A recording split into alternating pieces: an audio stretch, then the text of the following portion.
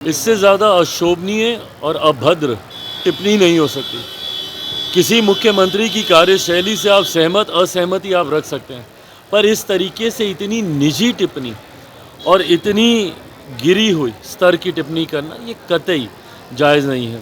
वो खुद एक बहुत बड़े अनुभवी नेता हैं, हम सब के लिए वो आदरणीय हैं, पर उनके मुख से इस तरीके की भाषा कतई शोभा नहीं देती। पनोरमा ग्रुप, जो सोचता है वो करता है। आपके अपने सपनों का आशियाना। नमस्कार, आप देख रहे हैं सिटी पोस्ट लाइव और मैं हूं आपके साथ हर्षिता प्रताप सिंह। मुख्यमंत्री नीतीश कुमार कल से महिला संवाद यात्रा पर निकल सकते हैं। हालांकि खबरें ये भी सामने आ रही है कि उनकी ये यात्रा कुछ दिनों के लिए टल सकती है, लेकिन अब तक इसको लेकर कोई ठोस जानकारी सामने नहीं आई है। नीतीश कुमार की ये यात्रा वैसे तो महिलाओं के बीच जाकर उनके परेशानियों को समझकर उसके समाधान करने के लिए है, लेकिन विपक्ष इस पर लगातार हमलावर है।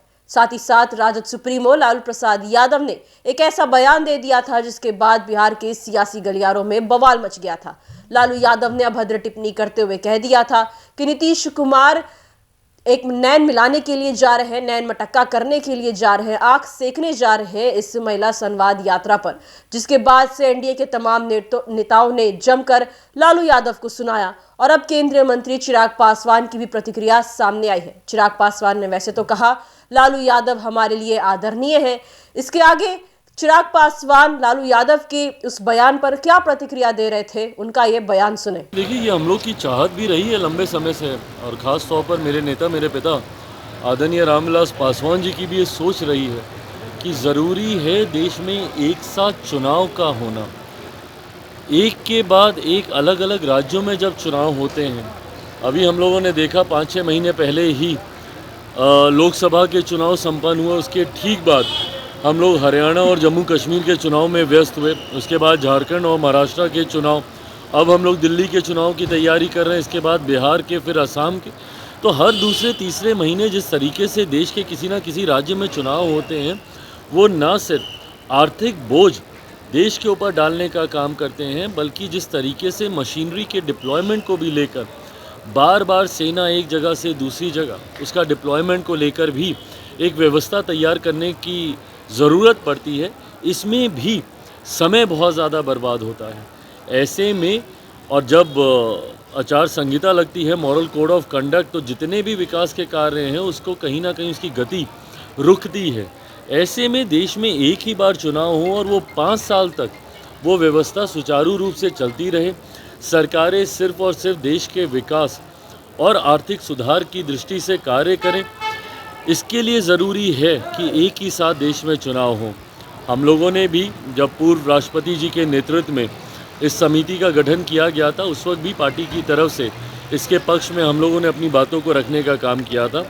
आज जब इसको धीरे धीरे धरातल पर उतारने का प्रयास केंद्र सरकार के द्वारा किया जा रहा है, लोक जनशक्ति पार्टी रामविलास पूरी तरीके से मजबूती से इसका समर्थन करती है। विपक्ष के द्वारा लगातार इसका विरोध भी किया जा रहा है, तानाशाही। विपक्ष को हर उस फैसले से ऐतराज़ है जो प्रधानमंत्री नरेंद्र मोदी जी के द्वारा लिया जाता है। मैं चाहता हूं कि विपक्ष इसके मेरिट पे चर्चा करे, बताए कि क्या ऐतराज़ है, क्यों ये सही नहीं है। एक तरफ जो उन लोगों की बातें हैं कि भाई इससे छोटे दलों को एक साथ चुनाव, आज की तारीख में देश की जनता इतनी जानकार है कि वो 2 राज्यों के चुनावी संघीय ढांचे को बखूबी समझती है। लोकसभा के साथ जिन राज्यों में चुनाव हुए, आंध्रा उसका उदाहरण है, जहां वहां पे लोकसभा के परिणाम कुछ और थे और राज्य के परिणाम वहां पे कुछ और आए।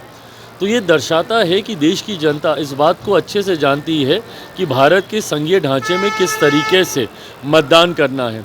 विपक्ष चाहे इसके लिए संभवतः हमारी सरकार एक कमेटी का भी गठन करेगी, जेपीसी का भी संभवतः हम लोग गठन करेंगे, वहाँ पे मेरिट्स को लेके इसके ऊपर चर्चा करें, ना कि सिर्फ इसलिए कि प्रधानमंत्री लेकर आए हैं और हमको विरोध करना है, ये उचित नहीं। मुख्यमंत्री नीतीश कुमार महिला संवाद यात्रा पर निकल रहे हैं और राजद सुप्रीमो लालू प्रसाद यादव ने उनके यात्रा पर कहा है कि वो आंख सेकने जा रहे हैं।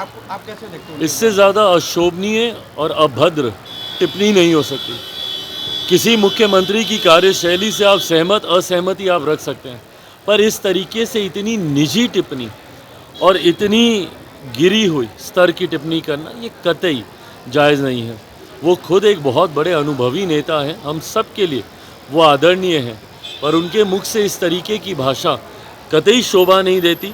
मैं मानता हूँ सत्ता की जिम्मेदारी है कि जब आप सत्ता में हो तो जनता के साथ निरंतरता में आप संवाद साधते रहें, और इसके लिए ज़रूरी है मुख्यमंत्री जी जिस तरीके से इस दौरे पर निकल रहे हैं, मैं मानता हूँ 2025 के विधानसभा के चुनाव में हम लोगों को इसका लाभ ज़रूर होगा। लोकसभा में संविधान पर चर्चा हो रही है और अपोजिशन कह रहा है कि आप लोग संविधान को तार-तार करते हैं, सिर्फ उसको ढाल बना के इस्तेमाल करते हैं। जो लोग संविधान को अपनी पॉकेट में लेके घूमने का काम करते हैं वो कभी समझेंगे ही नहीं कि संवैधानिक मर्यादाएं क्या होती हैं।